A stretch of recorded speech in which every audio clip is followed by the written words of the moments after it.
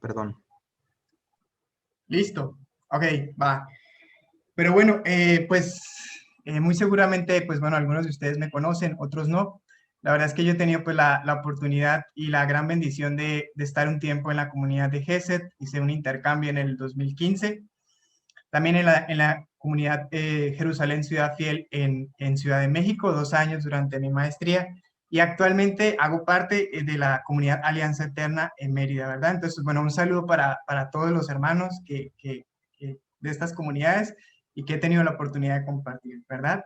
Bueno, también muchas gracias a Ale por la introducción, la verdad muy retante, muy retante y verdad siento una gran responsabilidad al mismo tiempo porque bueno, más que la receta mágica, yo diría que es un método, es un camino que nos propone específicamente San Juan Pablo II de cómo alcanzar la plenitud en el amor, la integración de la persona como un método para alcanzar la plenitud en el amor. Y es que él precisamente cuando era profesor de filosofía, sus estudiantes jóvenes le hacían preguntas precisamente acerca no tanto acerca de los dogmas de la fe, sino acerca de sí mismos, de su sexualidad, de sus sentimientos, de sus emociones.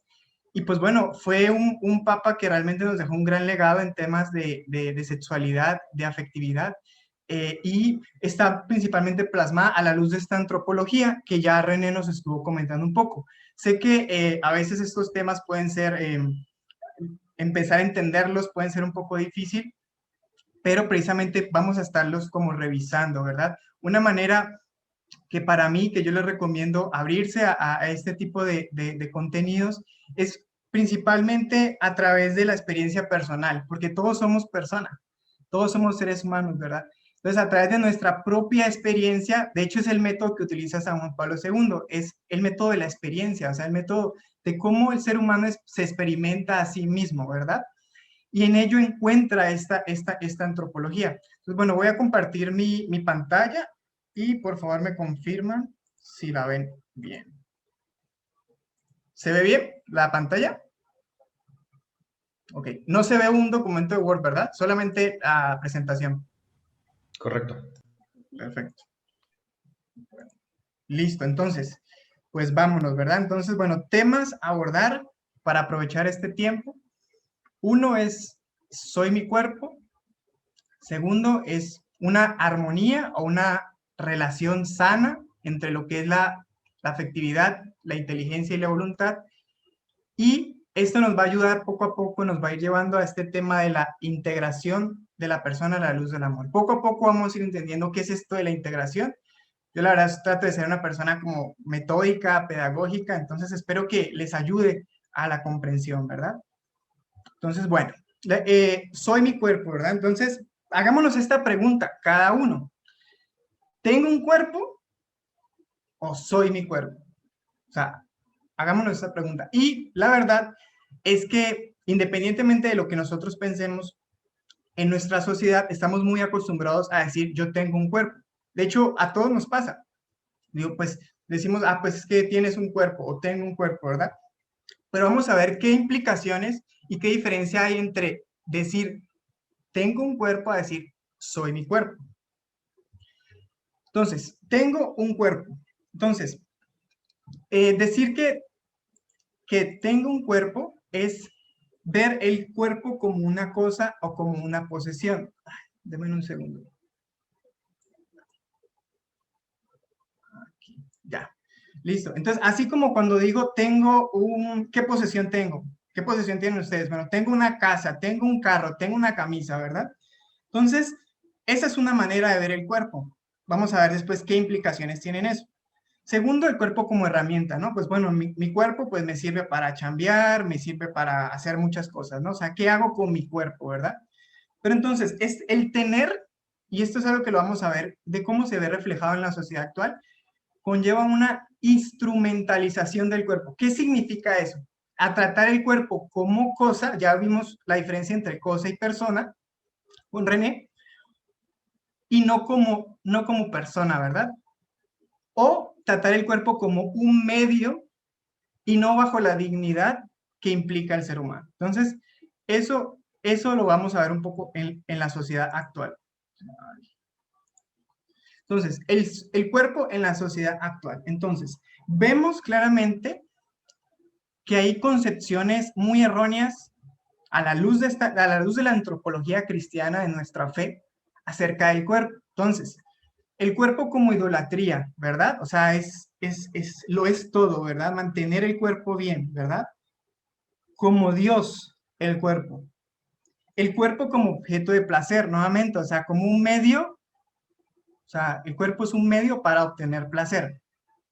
La ideología de género, que este va a ser un tema en el desarrollo de este curso, en la próxima sesión que vamos a tener, vamos a analizar, vamos a discernir a la luz de esta antropología, estas corrientes ideológicas que tanto nos acechan, ¿verdad? Entonces aquí no vamos a entrar en profundidad en ellos, pero sí esta idea básica. En la ideología de género, el cuerpo es visto como un dato biológico, es mera biología, es algo intrascendente para la identidad de la persona. Como es algo intrascendente, como es un mero dato, entonces yo lo puedo transformar, ¿verdad? Entonces, todo eso, además, hermanos, pues debemos reconocer porque esto la iglesia lo ha hablado, pero igual hay muchas corrientes dentro de la misma iglesia, nos ha llevado a veces tener una visión negativa e infravalorada del cuerpo. O sea, como el cuerpo como la carne, como igual a concupiscencia, ¿verdad? O sea, entonces esto es una visión que no comprende al ser humano en su unidad de cuerpo y alma. Entonces, soy mi cuerpo. Entonces, ¿qué implicaciones tiene decir soy mi cuerpo? ¿Ya? En mi vida, en mi existencia, en mi manera de relacionarme. Porque es que el cuerpo es el que me permite hacer parte de este mundo, me permite sentir, ¿verdad? Entonces, ¿qué implicaciones tiene decir yo soy mi cuerpo?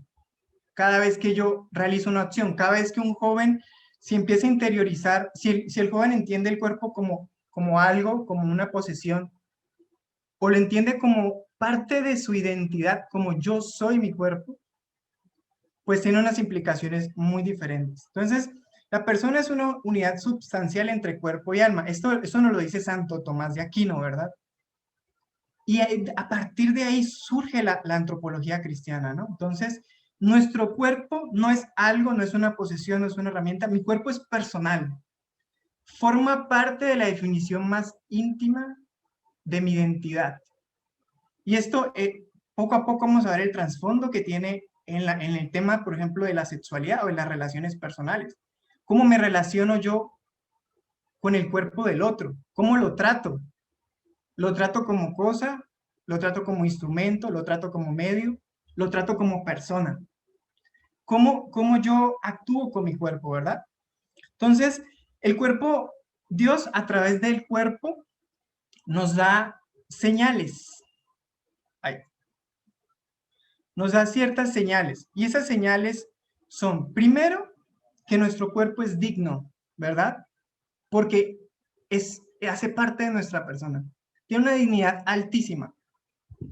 Inclusive pueden ir pensando en esto, en esas preguntas que hacen los jóvenes, porque desde eso lo podemos hablar desde un lenguaje cristiano o lo podemos hablar desde un lenguaje totalmente humano.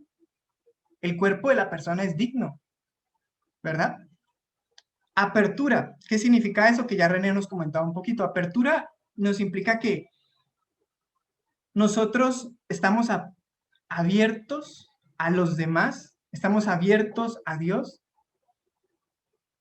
Y eso, Dios a través del cuerpo nos indica que estamos llamados a salir de nosotros mismos, ¿verdad? No creemos en una visión individualista del ser humano, sino que el cuerpo mismo, toda su fisionomía nos indica que estamos dados hacia lo exterior, hacia los demás.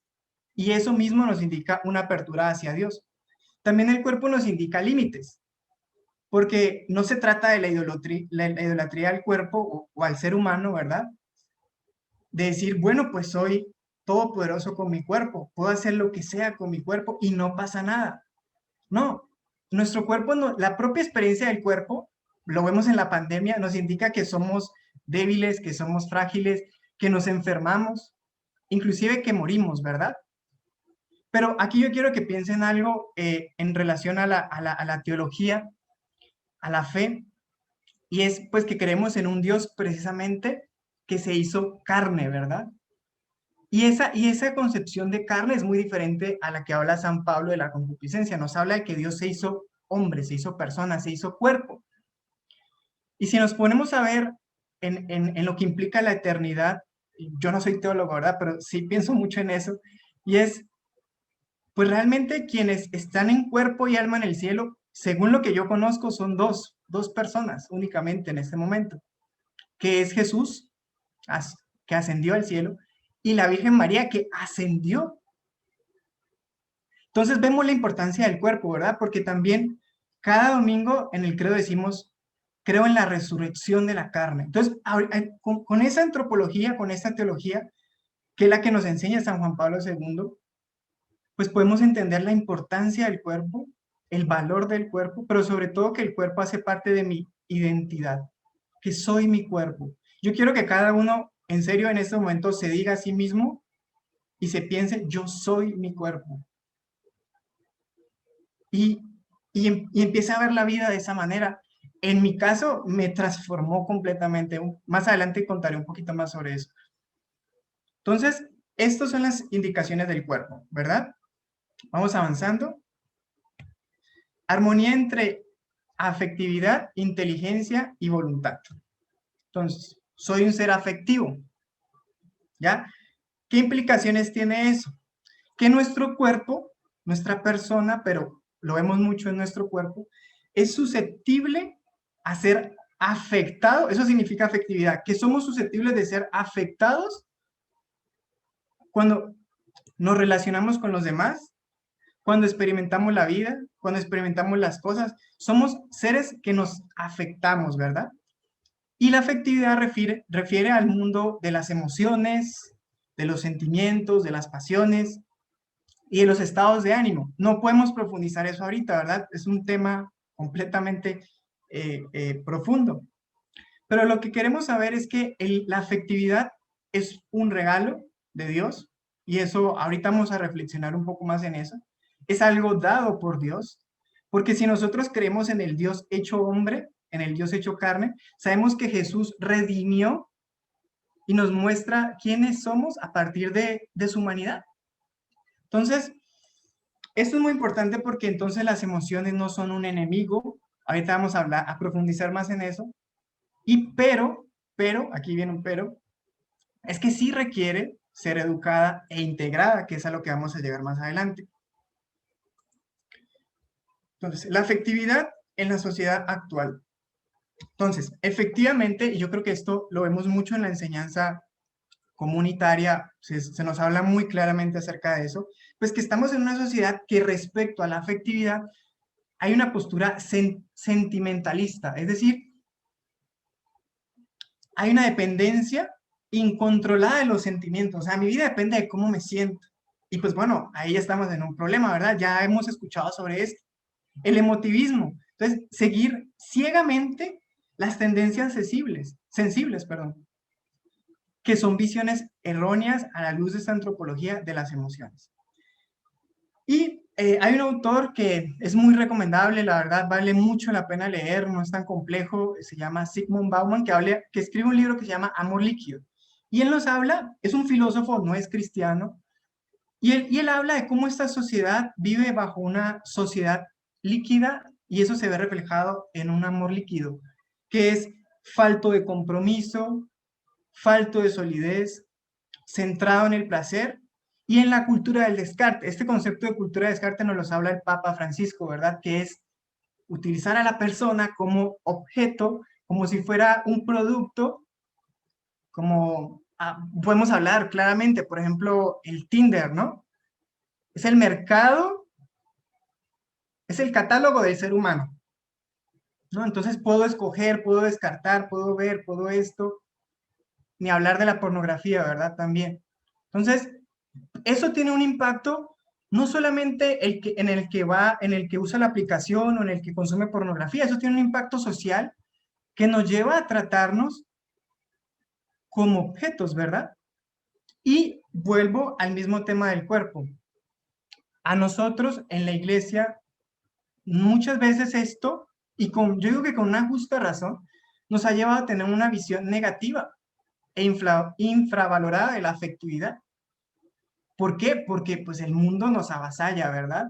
Porque el mundo, ahora sí que pues sabemos quién es el príncipe de este mundo y a través de los medios de comunicación y a través de Netflix y a través de todo, nos venden estas propuestas de persona y de afectividad. Entonces, ¿cuál es el problema de todo esto? Que tanto en la sociedad y ahora sí, también en la iglesia, y eso es una necesidad clara a nivel del clero, a nivel de la vida consagrada, a nivel del matrimonio, a nivel de todo el toda la sociedad, vivimos en un analfabetismo afectivo. ¿Qué eso qué implica? Pues que no conozco mis emociones, no conozco cómo reacciono, no puedo comprender mis reacciones emocionales y las de los demás.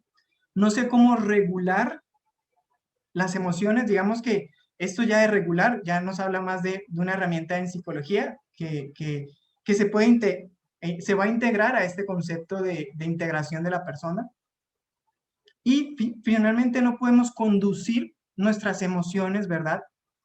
Hacia los valores y hacia fines trascendentales. Entonces, eso es un poco el panorama, ¿verdad? Entonces, vamos hacia... Denme un segundo. Ya. Bueno, espero que vayamos bien y claro hasta aquí. Entonces, una sana antropología de la afectividad. Ya sabemos qué es antropología, ¿verdad? Ya sabemos que es la visión del ser humano y que estamos hablando de una visión cristiana que gracias al legado de San Juan Pablo II y el Instituto Juan Pablo II de Ciencias para la Familia, él fundó ese instituto precisamente para estudiar al ser humano de una manera interdisciplinar a la luz de la antropología cristiana, ¿verdad?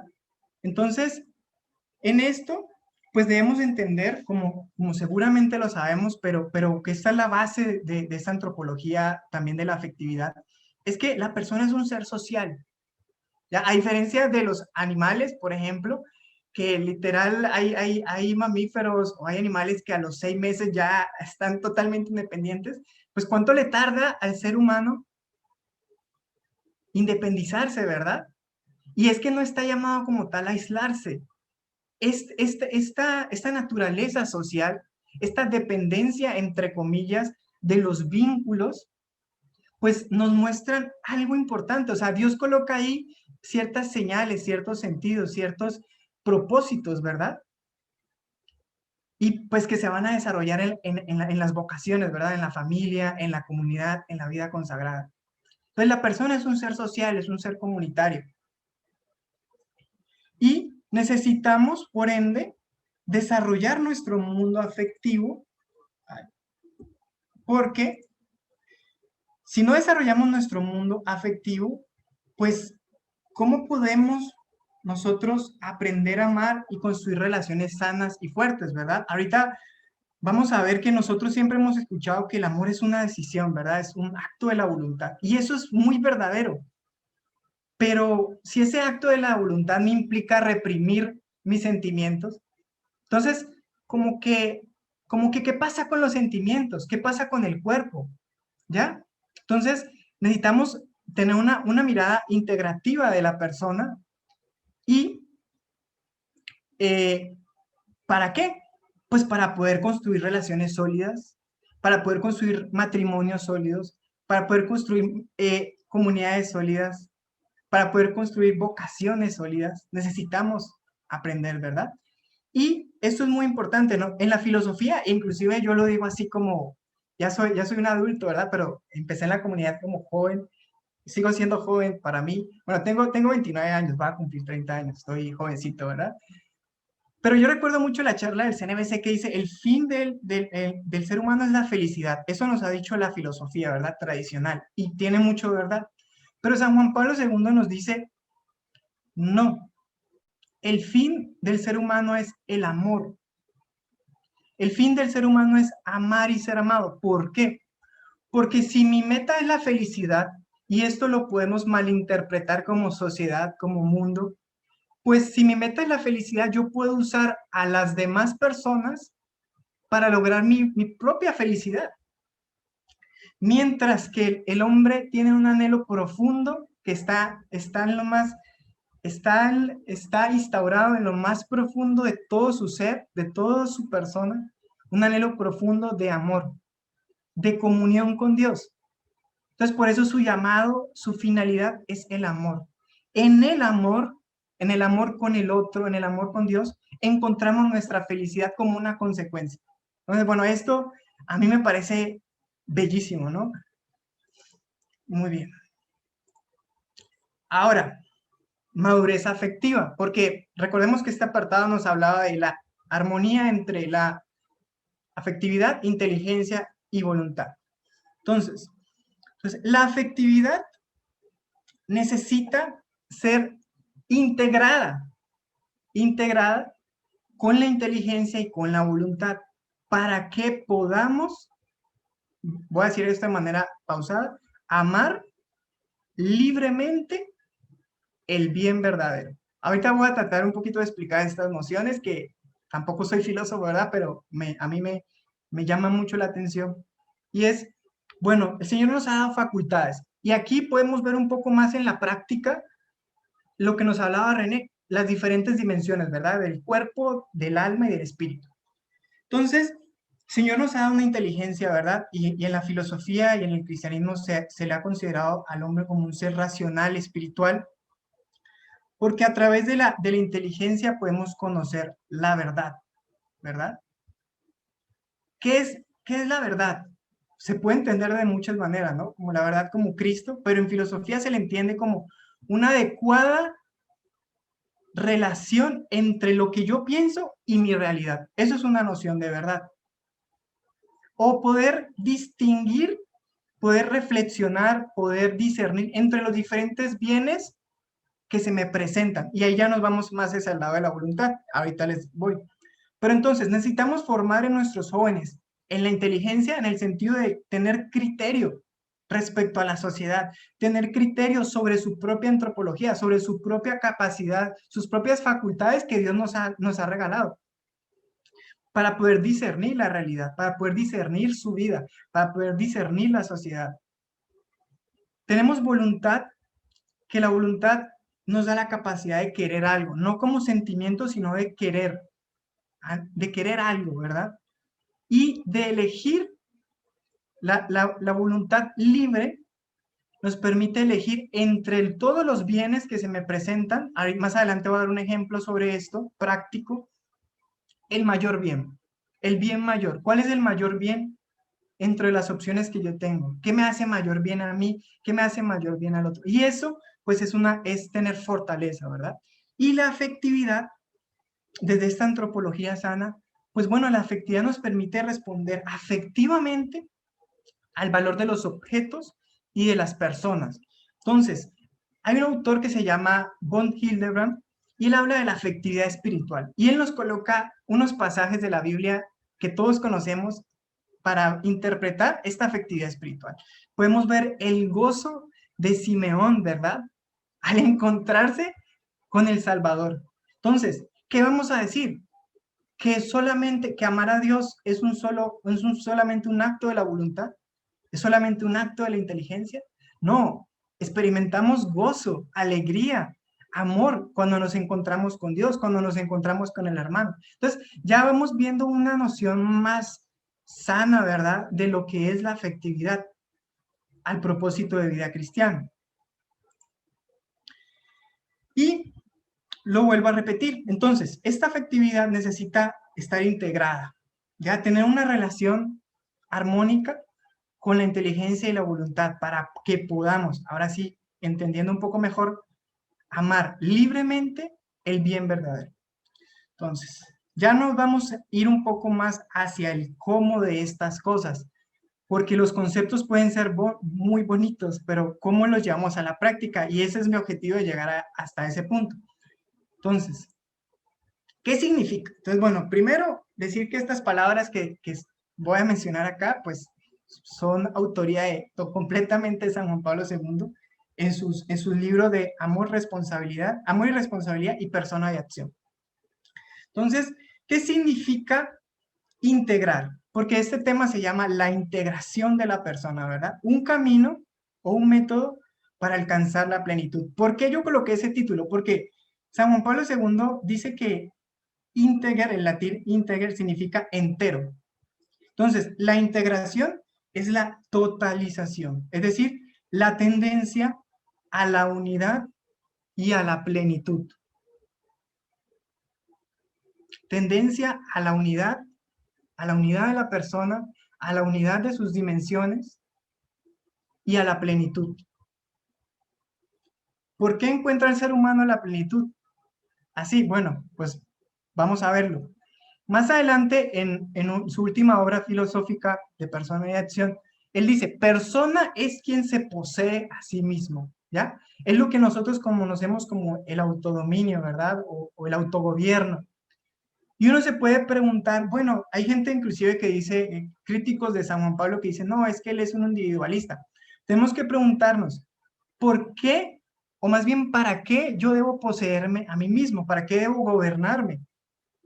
Entonces él dice, me poseo a mí mismo para poder ser un don hacia Dios y hacia los demás. Cuando yo logro ese autodominio, esa autoposesión, pues puedo entregarle libremente mi vida a Dios. Y esto, créanme hermanos, que lo estoy explicando de una manera teórica, en ningún momento pues vayan a pensar que yo lo vivo a plenitud, ¿verdad? Yo creo que es una novedad para todos nosotros esto, pero sí una gran motivación a trabajar en nuestra persona para llegar a eso, poseernos para poder amar, para poder donarnos a los demás. Entonces, ¿cómo se da esta integración? Bueno, creo que de tiempo vamos bien. Entonces, ¿cómo se da esta integración? Entonces, otro autor que en este momentico, no lo tengo por acá, que se llama José Noriega, en este libro de El destino del Eros, que también se los recomiendo, lo van a encontrar en la librería del Instituto Juan Pablo II, pues nos habla de las dimensiones del amor en la experiencia del hombre y de la ascensión del amor.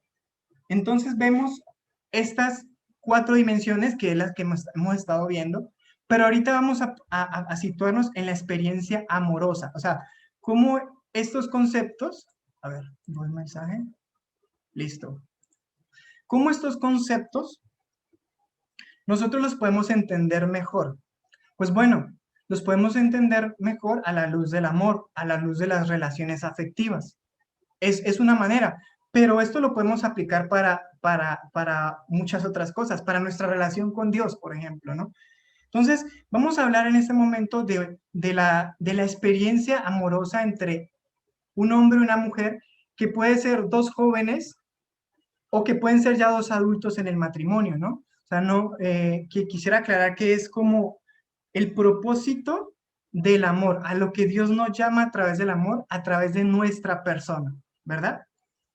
Y la ascensión del amor, les voy a mostrar un cuadro que más adelante Malaquías o Fer se los va a compartir para que lo tengan, y es cómo el amor empieza a ascender por cada una de las dimensiones corporales, psicológicas, personales y espirituales.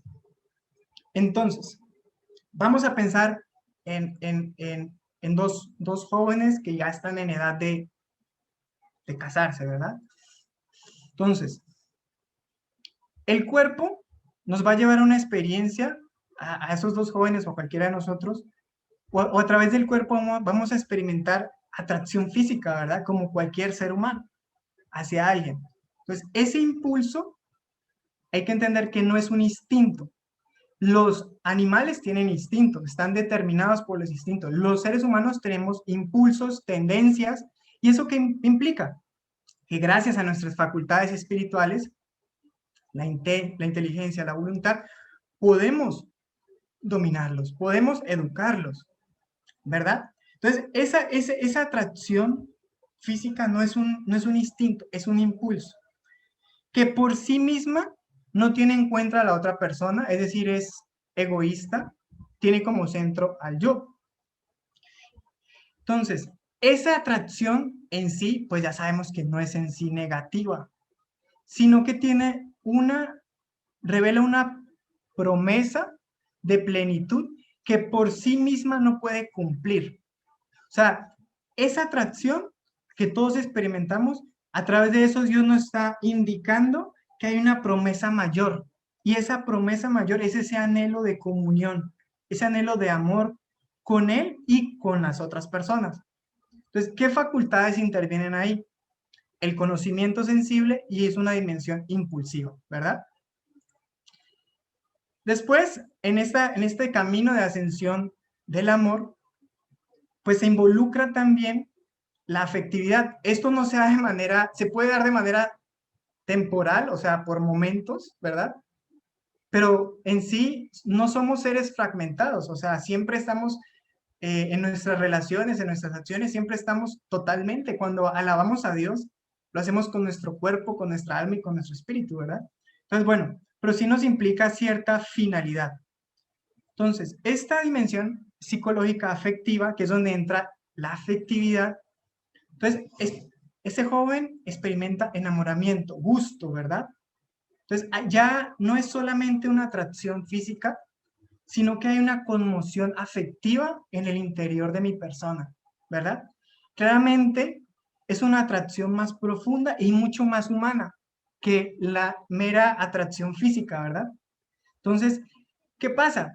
Que entonces la atracción física no es que deba ser pues completamente descartada en ese sentido, sino que más bien debe ser integrada a estas otras dimensiones. Entonces, ¿pero qué nos indica? ¿Qué nos indica la antropología de la persona y la antropología del amor? Que los sentimientos por sí solos pueden llegar a ser ciegos a la persona, ¿verdad? O sea, sabemos, yo creo que todos en algún momento lo hemos experimentado, que cuando estamos enamorados, idealizamos, negamos mucha información de la otra persona y al mismo tiempo las emociones fluctúan, son de naturaleza fluctuante, entonces puede ser ciegos al valor de la persona. ¿Por qué? Porque si yo me baso mi amor hacia esa otra persona, pues meramente por mi atracción física o por mis sentimientos, pues sabemos que los matrimonios nos pueden dar toda la cátedra de que no es posible, ¿verdad? No se puede sostener el amor, ¿verdad? Pues definitivamente con esta dimensión, no se llega todavía a una madurez del amor. Aquí se ve implicada la memoria, ¿verdad? De pensar a la persona, de recordarla, y la dimensión emotiva. Después viene la dimensión personal, ¿ya? ¿Cuál es el acto de la dimensión personal? El del corporal, pues es la atracción, ¿verdad? O la sensación física. El del afectivo o psicológico, pues es el enamoramiento, el gusto. El acto de la dimensión personal es afirmar el valor de la persona, ¿verdad? Ya hemos entendido a través de este curso un poco cuál es ese valor de la persona, cuál es ese valor como hijo de Dios, o desde los derechos humanos, cuál es la dignidad del otro, ¿verdad? Los argumentos que los jóvenes necesitan sin ni siquiera mencionar la iglesia. Entonces, se llega a amar, en esta dimensión se llega a amar a la persona no solo por las cualidades o por las reacciones emocionales que me generan porque van a fluctuar, sino que se reconoce que ese ser humano, y esto nos lo decía René, y esto lo podemos ver tanto en el mundo de la relación de pareja, pero también lo podemos ver en nuestras relaciones como hermanos, en nuestras relaciones de amistad, en nuestras relaciones como hermanos de vida consagrada, ¿verdad? Se reconoce que el otro es una persona única e irreemplazable. Su valor es altísimo por ser imagen y semejanza de Dios. Y reconozco que o sea, hemos dicho, afirmo su persona con sus cualidades y sus defectos, ¿no es verdad? Es un amor mucho más maduro. Entonces, amar en los días buenos y en los días malos, ¿verdad? Incorpora la atracción física y la afectividad. Esto es súper importante que lo vayamos captando, ¿verdad? Al principio, Ale nos decía, ¿cómo no reprimirme? Es que me están reprimiendo, es que me estoy reprimiendo. Bueno, hay que integrar estos afectos. Después de esto vamos a ver un caso de dos jóvenes y yo creo que lo vamos a poder entender un poco más. Entonces me voy a acelerar un poquito para llegar a eso. Entonces, incorpora la atracción física y la afectividad, pero hace madurar el amor en una esfera más sólida y más profunda. Se sale del yo y nace el nosotros, ¿verdad? El nosotros. El nosotros nace cuando yo reconozco a la otra persona como única e irrepetible, cuando no la veo como cosa, cuando no la estoy usando, cuando no estoy usando a mi hermano, cuando no estoy usando a mi mamá, o sea, cuando establezco relaciones interpersonales, verdaderamente. Entonces, ¿qué implica esto? Bueno, un don y una entrega de sí mismo, recíproca, donde está la búsqueda del bien y la plenitud del otro. Y aquí es donde experimentamos, ¿verdad? Esa comunión. Bueno, perdón, eso es en el otro nivel, pero experimentamos ese gozo de tener un hijo, ese gozo de tener un hermano, un amigo, ese gozo de tener una enamorada, una novia, una persona que estoy conociendo. ¿Qué facultades están implicadas y que ya las fuimos viendo? La inteligencia y la voluntad. Y la última dimensión, ¿verdad? La espiritual. Esta dimensión, el acto de esta dimensión en el amor es la comunión. Ese llamado que Dios nos hace a la comunión con Él, a la alianza con Él y con los otros. Entonces, en la persona se descubre algo que trasciende a la persona, porque entonces diríamos, bueno, el amor, entonces el otro me va a dar a mí todo lo que necesito, me va a llenar de felicidad. ¿Puede un ser humano llenar completamente al otro? Pues ya sabemos que no, ¿verdad? Entonces, pero ahí en ese ser humano, en ese otro, en mí mismo, se esconde algo trascendente. Eso algo trascendente es el misterio mismo de Dios que se hace presente en la persona. Entonces, se abre una verdadera posibilidad a la comunión. En la comunión con la otra persona, la comunión con Dios. Amo a Cristo en el otro, como nos lo dice en el Evangelio, ¿verdad? Ahí me escondo, ahí estaré, ahí estaré. Entonces, pensemos esto, todas las dimensiones del amor y de la persona, incluido la atracción, claramente en una relación de hermandad, una relación de vida consagrada, en una relación de amistad, pues es muy diferente, ¿verdad? Estamos en el ejemplo de la pareja. La atracción, la afectividad y la afirmación se integran hacia el fin último de la vida, que es la comunión, que es la plenitud con Dios. Ahí experimentamos ya la alabanza, la acción de gracias por el otro, por la vida. Y la tarea de la persona, que era lo que estaba un poco en la introducción, la tarea de todos nosotros, la tarea de los jóvenes, la tarea de nuestra formación, esta es una invitación, es a integrar todas estas dimensiones a un dinamismo, a un movimiento más amplio. Eso que yo experimento de atracción, de sentimiento, integrarlo a un propósito más amplio. Y aquí interviene pues la fe y la caridad. Entonces, bueno, aplicación pastoral para poder llevar esto aún mucho más. Creo que esto ya nos da muchas luces desde mi punto de vista, espero que así sea, pero vamos a tratar de llevarlo un poco más a un ejemplo, ¿verdad? Que nos ayude a aplicarlo más a nuestra vida comunitaria. Entonces, tenemos el caso de dos jóvenes, que son Mario el Incontinente y Juan el Virtuoso. Esto también está en este mismo libro del Destino del Eros. Además, habla de otras formas de integrar a la persona que vale la pena revisar, pero por cuestiones de tiempo no alcanzamos. Entonces, vamos a ver estos dos jóvenes. Entonces, les voy a contar la historia de cada uno. Voy a tratar de ser muy breve. Estos casos también Malaquías los tiene, se los va a compartir y ahí vienen unas reflexiones por si no nos da el tiempo, ¿verdad? Pero bueno, espero aprovechar al máximo este tiempito que nos queda.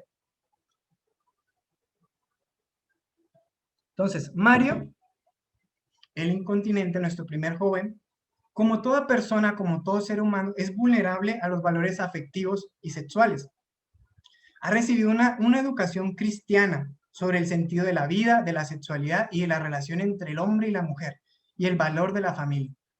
con su inteligencia ha comprendido, lo que le transmitían en MCU, en MJ, a su familia, ¿verdad? Aceptando el ideal de vida cristiano. Sin embargo, con el madurar de su corporeidad, de su cuerpo, comienza a experimentar la atracción que el otro sexo le genera. Entonces, estos dinamismos de la corporeidad le ofrecen la oportunidad de deleitarse en ellos. Le atraen por la satisfacción que le producen, pero no por lo que significan. Un beso, tal vez, con una chica, una caricia, son una oportunidad para encontrar un pequeño placer. Entonces, la inteligencia de Mario comprende, en teoría comprende el ideal de buena vida que se le ha transmitido, pero en la práctica se siente atraído por los pequeños placeres. Se da entonces una fractura entre lo que él entiende y quiere en la teoría, su ideal, y lo que él entiende y quiere en su vida práctica. Cuando llega el momento de tomar una decisión, su inteligencia percibe que tales acciones son contrarias a su ideal. Esto que me están invitando a hacer es contrario a lo que me ha enseñado la comunidad y mi familia. Y ha quedado reflejado en un código de conducta moral. Más aún, si él actuase siguiendo sus deseos, podría recibir una reprobación de parte de su familia y de su comunidad. Y si aún siguiese con sus deseos, podría esto derivarse en una consecuencia negativa que podría obstaculizar su propia vida. Puede caer en un gran riesgo, ¿verdad? Más adelante. Ante esto, Mario se retrae, decide no actuar, siguiendo lo que pide su deseo. O sea, Mario decide no actuar, decide retraerse, decide no ceder a esos deseos. Entonces, vemos en Mario que es un joven fuerte en su voluntad, que no se deja seducir fácilmente por los placeres de la vida. Su voluntad es capaz de refrenar el impulso de la atracción. Se resiste a ellos obedeciendo a la norma que protege el ideal de vida y permanece fiel. Y esto lo hace con cierta estabilidad. Ahora bien, si lo que desea Mario no estuviese prohibido, nadie lo observase, está en un lugar donde nadie que lo conozca, ni su familia, ni la comunidad, lo puede observar. Eso puede ser muchos lugares, ¿verdad? Y si esto que quiere hacer no logra ver una consecuencia negativa, lo realizaría, pues es lo que él desea. Se abstiene del mal, pero no ama verdaderamente el bien. Sus deseos le resultarán ambiguos por lo que necesitará de una ley externa para gobernar su vida. Ahorita vamos a Juan el Virtuoso y voy a pedir solo unos minutos para poder terminar este ejemplo que creo que les va a ayudar mucho a su reflexión. Igual que Mario, Juan, al madurar, siente atracción física por otras personas, pero a diferencia de Mario, sintiendo, quiere comprender el sentido de estas atracciones. Entonces, la formación que ha recibido en su comunidad, en la iglesia, se va a mostrar decisiva para poder interpretar esa acción como esa atracción, como ese deseo de un beso, una caricia. En esta atracción, en su significado, como lo vimos en la ascensión del amor, se esconde el sentido de algo más grande que esa atracción. Una posibilidad de una comunión interpersonal. Ahí descubre cómo en su reacción, otro, que probablemente puede ser Dios o la comunidad o la familia, le está llamando a implicar su vida, su libertad en un don o en una entrega de sí mismo para poder vivir esa comunión. Entonces, en Juan, a diferencia de Mario, su formación, su teoría y su experiencia se armonizan, se integran, permitiéndole hacer suyo personal no como algo que me dice la comunidad, la iglesia, la norma, sino como algo propio, ese ideal, hace suyo ese ideal de vida cristiana, plasmándolo de manera concreta en su vida. Este ideal de comunión refleja ese ideal que lo atrae, lo llama, ese anhelo de plenitud, ese anhelo de comunión, ¿verdad? Entonces, desde esa plenitud, entonces se dirige a su mundo afectivo, se dirige a sus deseos, a sus atracciones y comienza a trabajar en ellos. ¿Cuál es la diferencia entre uno y otro? O entre reprimir e integrar. Pues que reprimiendo implícitamente tengo una visión negativa de mi corporalidad y mi afectividad. Integrando, decido trabajar en ella con estos valores. Entonces, al decir que Juan está integrado, que en Juan está integrado su afectividad y su sensualidad, me refiero a que está reordenando sus deseos de una manera que con esos deseos está como reimpulsando. O sea, no sé si espero poder ser claro, reorientando, no reprimiendo, reorientando para poder alcanzar aquello que más ama y anhela profundamente, ¿verdad? Muchos jóvenes, por ejemplo, en MJ de acá de Mérida, hace poco, pues unos hermanos líderes de MJ se casaron, ¿verdad? Y muchos de ellos le decían, yo algún día quiero tener una relación como la tuya, quiero llegar a eso, ¿no? No lo que vende el mundo. Entonces, es lo que los jóvenes anhelan, ¿verdad? Entonces, ha logrado integrar el deseo de un bien particular, que es un beso, una caricia, es un bien particular, en el deseo del bien verdadero, ¿verdad? Que es Dios, que es la plenitud. Entonces, el virtuoso no es solamente aquel que actúa bien por cumplir la norma, sino ante todo el que empieza a reaccionar bien ante los estímulos, ya que se encuentra atraído por un bien mayor. Entonces, esto no implica que Juan se vuelva se vuelva alguien insensible, ¿verdad? No estamos hablando de una persona, todo lo contrario, ¿verdad? No estamos hablando de una persona fría, inafectiva, que no siente, ¿no? Estamos hablando de un ser humano de carne y hueso como lo fue Cristo, que por ende no es insensible a todos estos sentimientos, sino que reacciona a ellos de una manera que él no busca como tal el placer como fin, sino que busca es lo que significa ese placer. Es decir, ese placer, ¿a qué me está llamando? Entonces se siente atraído por involucrar y lograr aquello que puede llevarlo a una verdadera comunión personal. Listo, hermanos. Bueno, yo con eso termino y creo que, pues bueno, ahí seguirían ya, pues todo lo de las preguntas.